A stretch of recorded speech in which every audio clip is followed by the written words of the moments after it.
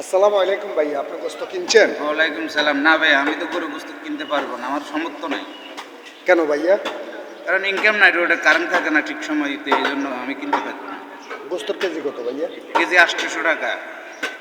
আসসালামু আলাইকুম। ওয়ালাইকুম আসসালাম।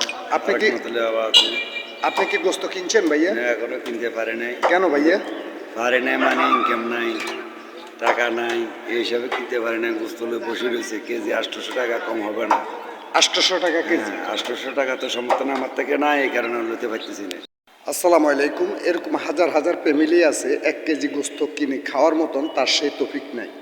আর দেখেন না, মানুষের গরু জবা করে কোরবান দেয়, কিন্তু গরিব দুঃখীকে দিতেও তাদের গা কাঁপে, কেননা উনি তো পয়সা দিয়ে কিনছে।